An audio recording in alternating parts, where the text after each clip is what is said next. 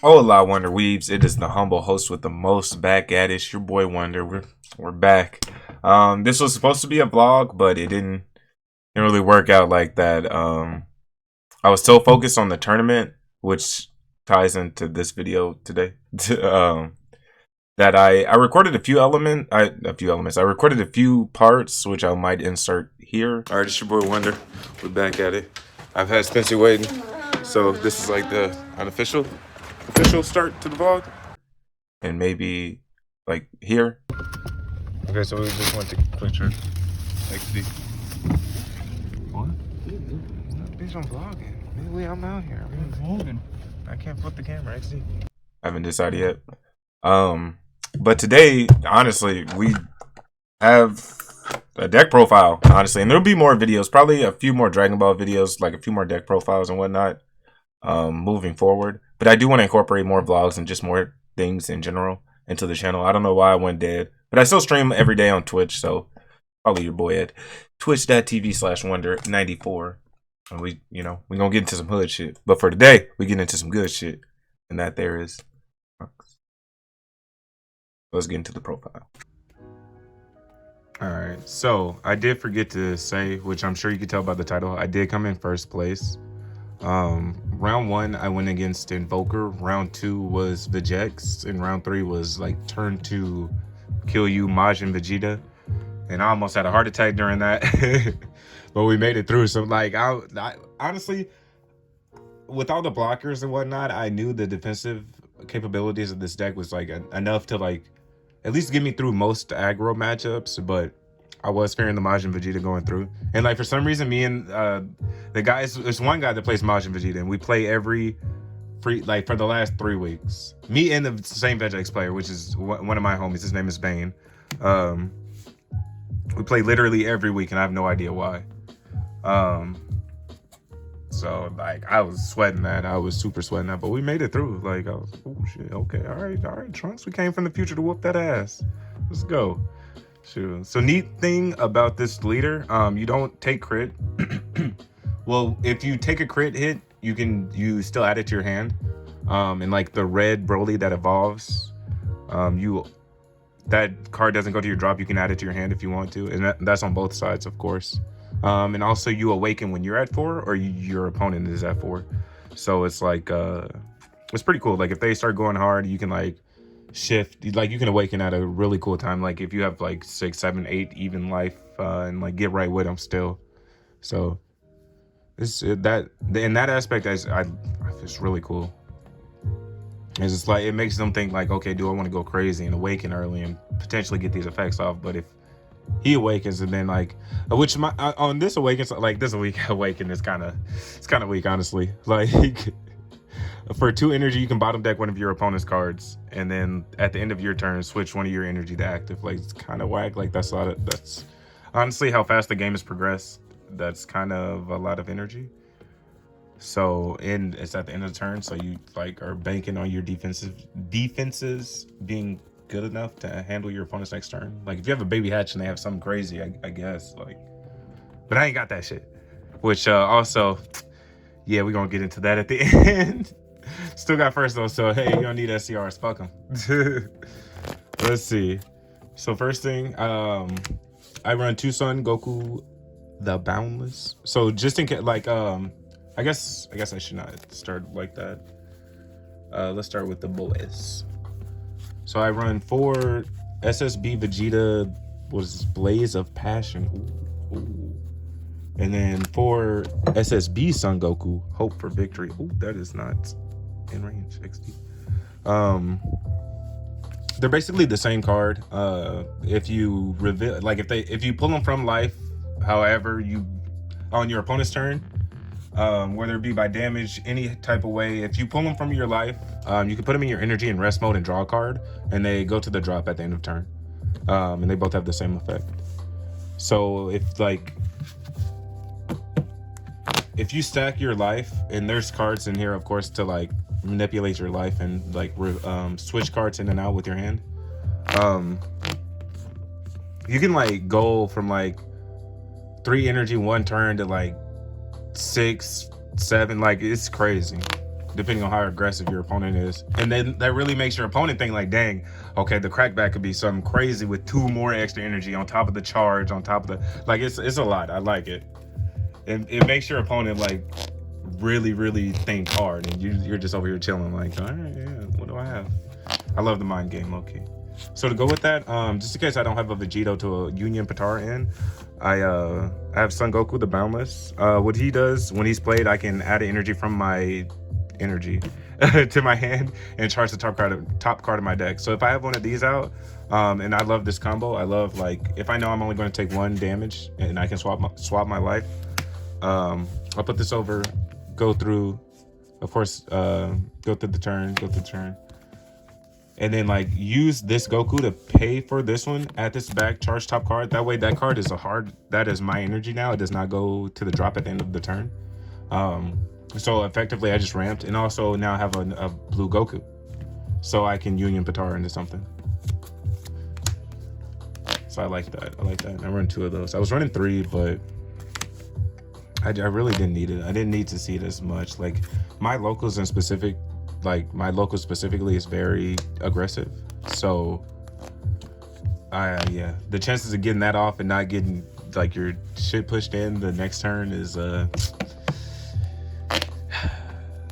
kind of crazy. Now these are the trunks. Oh my god, if these hadn't been released, this deck would probably not be playable. Like this deck damn near, or this card damn near makes the deck. When he's played, you can swap 2 blue battle cards in your hand with 2 in your life. And the 2 battle cards you swap come in face up in your life, and he's also a blocker.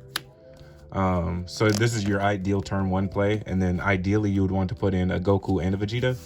So that way, like if you take 2 hits, you can like Union Patara, and like you can go crazy potentially. And I'll get into that in a second. And he has blocker, so it's like an added defense, like for real, because he has blocker in the other trunks. Oh, whoa, hit the camera, XD. Because he has blocker, I don't really run extra cards. Like I don't run Dimension Magic, I don't run Sensu Bean. I literally don't run extra cards, and that is because like I was playing Senshinron for like 4 weeks straight, which that deck profile will be up to. And I've split first place I think 4 times with that, and then my tiebreakers like destroyed me, and I got 3rd place I think 1 time. I can't remember actually. Like for like 4 weeks straight, it's 3 weeks straight I split top 1, or I split first place, and I forgot what happened one of the weeks. I think I split, I think it's 3 or 4 weeks, I can't remember.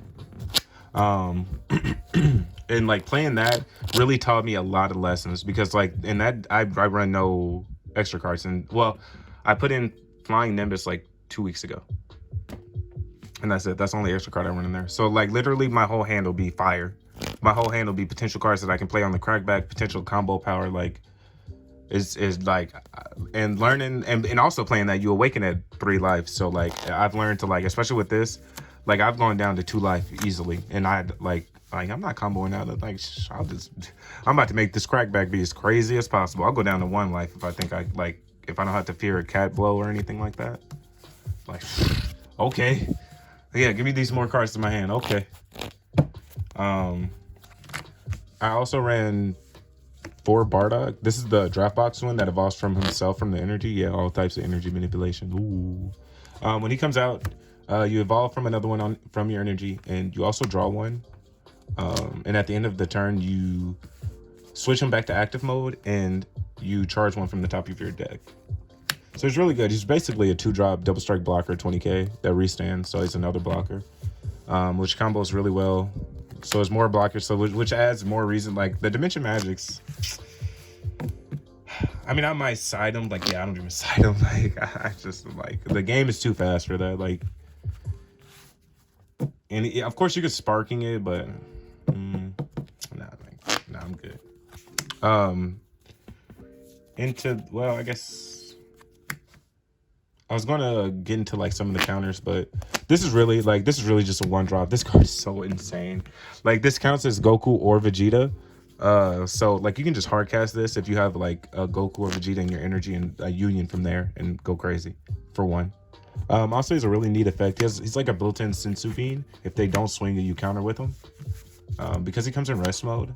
If your opponent swings at your leader with him in rest mode, you can bottom deck him, and your leader gets 5k for the turn. So that's kind of cool, but I never used that. No, I did use it once actually. It saved me a turn. But really, I never saw it. Like, I need more of these. Honestly, it's because I only have one of these. I decided to play the Vegeta counterplay or counter attack, which he really is just like a negate attack play. He has unique and it's permanent. If you have a future Trunks and it's your opponent's turn, you can reduce its energy cost by 2. So it's basically a 1-drop negate 15k body that I can union after swing. But yeah, if I had more of these, this Vegeta be gone. Like, man, because like this card is ridiculous. Like, and it's the only Goku Vegeta, or I think the only blue one. I don't know, I'm still kind of new XD. So I believe that's all like the union targets. Move like early game shenanigans. So now into the union targets that you want to go into are the SSB Vegito Soaring Blow. When he comes out, you can union from your energy. And when he comes out, you can bottom deck 2 of your opponent's battle cards, which is really nice. But he doesn't have Deflector Barrier, so he will get fucked up immediately, which sucks because like if you're fearing anything, you have to go into this vanilla ass one, and his only effect is if you have 4 or more energy, you can union from your energy. But he has Deflecting Barriers, so he's safe. He's super safe. Like, having both of these is pretty nice, and they're really easy charge targets, honestly. Because I run like I almost ran a playset of the Soaring Blows, but seeing how often it got destroyed, like I was like, nah, we don't split that. And the reason you run those is so you can evolve into Big Boy. I call him Big Baby. Now this Vegito is a fucking monster. This dude is a straight menace, honestly. When he comes into play, you drop 2 cards. Your opponent drops 2 cards to the bottom of the deck, and then when he swings, your opponent drops another 2. As long as you have the future Trunks as your leader. So, it's kind of nasty, honestly. And he has triple strike, deflect barrier. So he's coming down, and he's like going, hey, you're gonna have to hold something. It's like when he comes down, it's basically, I won't say it's basically game because you can't get around him, but man, that is a problem because every turn that's 2 cards out of your opponent's hand, and on the turn he comes down, that's 4, and if they negate, that's 5. So it's like, ooh, it's about to be a problem with 35k triple strike. Like that's damn near SDR numbers. You feel me? I love it.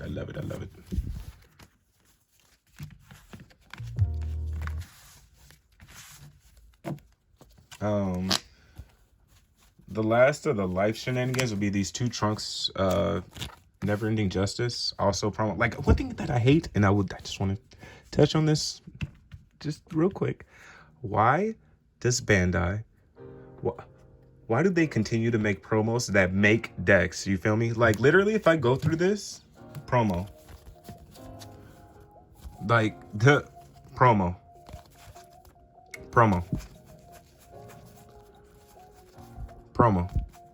like what? Like, why are there so many promos? Like, and they're especially with this Corona shit. Like, bruh, it's so hard to get promos. They're going for like, I mean, we're all in Majin Buu's candy shop, auction house. We know how the prices are just ridiculous.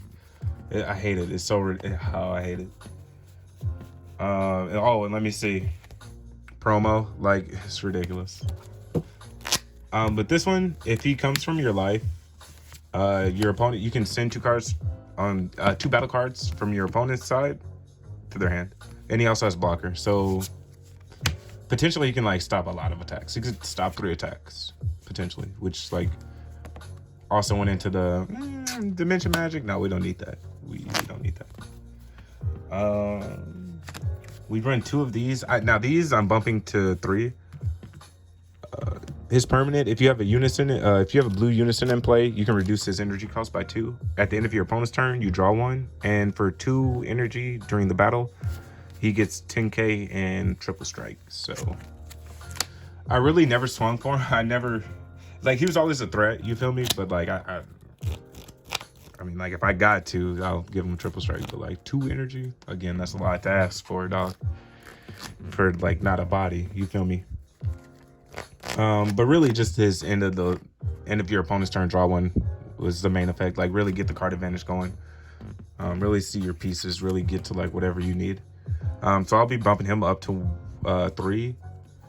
And I'll show you what card. Yeah. Like, when I started this, like that Saturday, I've had 0 playtesting against like any actual deck on untapped, nothing, like just ghost hands. So like there's some cards coming up I'll show you that are like, yeah, we'll just get there. So I run 4 Tapion, another promo, of course.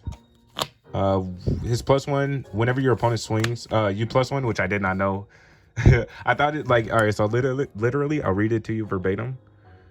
And I'll keep it right there. When your opponent attacks, choose up to 1 mono blue Trunks future card with an energy cost of 2 or less in your hand and play it. I didn't know you +1 on your turn and then that effect just like stays active. I thought you +1 whenever your opponent attacked, and then that's like the only +1 you could do, and then you play and then you do that. I didn't know it's like a constant effect, even if he gets like removed, which is kind of cool. It's not like super duper good or anything. Really, his top effect is the main thing, what you want, which you swap a card from your hand in your life.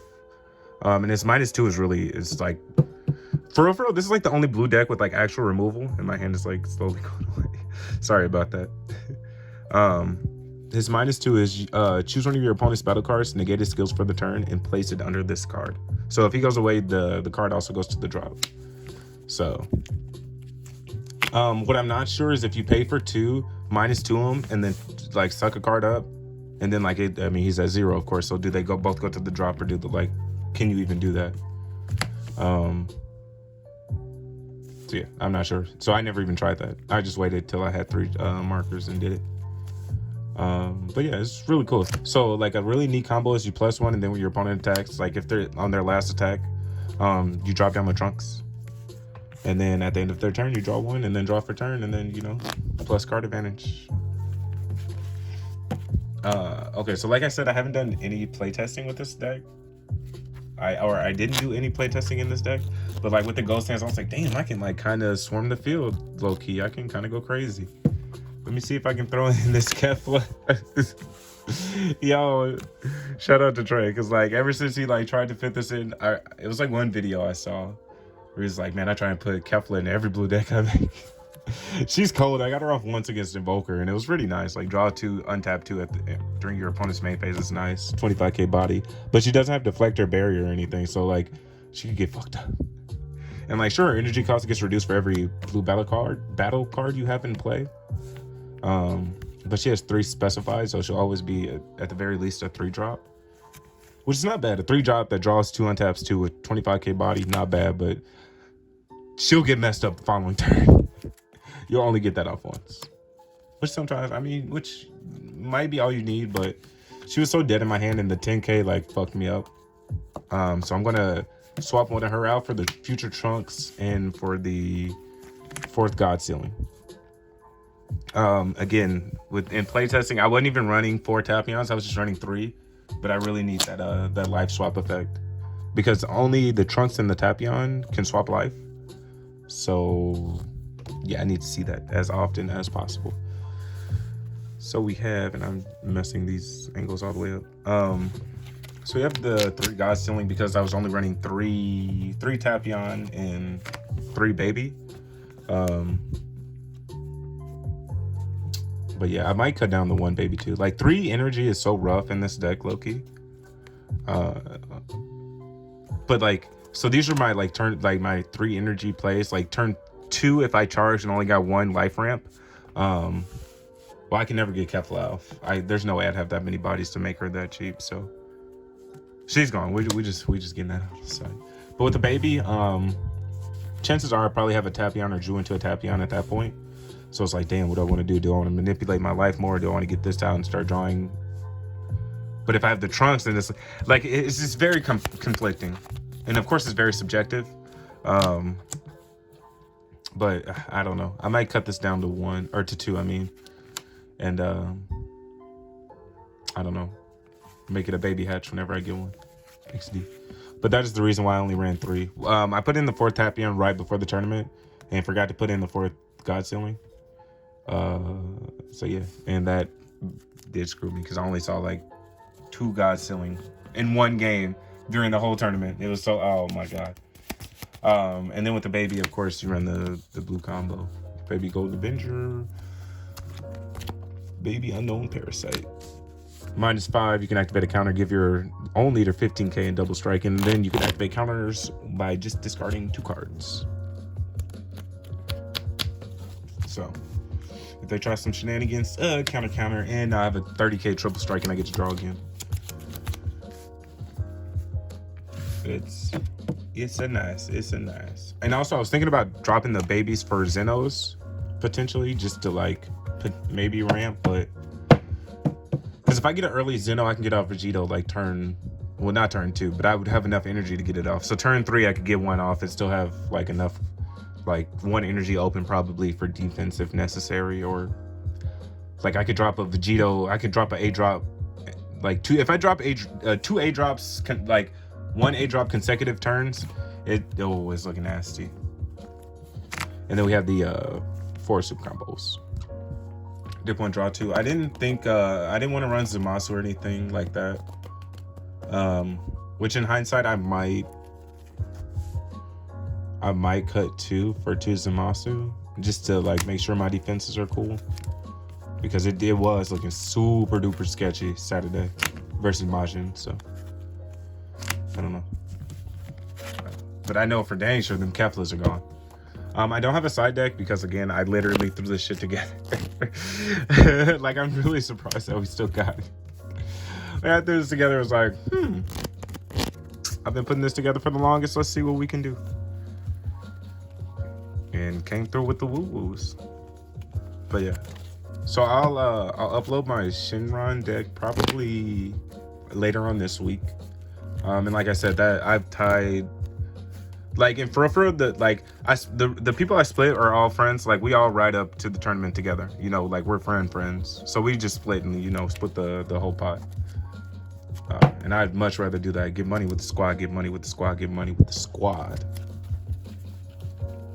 But I can't remember, like, how many times we split. I know I'm undefeated. Like, I've not dropped a match with Shinron. But I can't remember how many weeks I've played it. You know, we need that clout for the content, for the clickbait in the title. Oh, like this one. Oh, no. And I might mess around and like write out the deck list on notes and like screenshot it and put it at the end for anyone that wants to like fast forward and see. I don't know. But yeah, that's your boy. Like I said, there will be more videos coming soon. I'll be streaming on Twitch. As a matter of fact, I'm about to edit this down and hop on Twitch. And I'll start incorporating more Dragon Ball onto my Twitch, like onto my stream, for sure. But that is, of course, and longtime viewers of the stream will know, that is, of course, if I don't get the 3 things, I can't make YouTube videos, I can't stream, I can't do anything. So, and we know the 3 things are: be safe, set a goal, work at least 1% towards said goal, and then, of course, have a good time every time, all the time, while you're doing all of these things. Okay? And then we're good. And then I can get out the hood. Easy. Random cut, just to put y'all on. Y'all know where y'all got it from.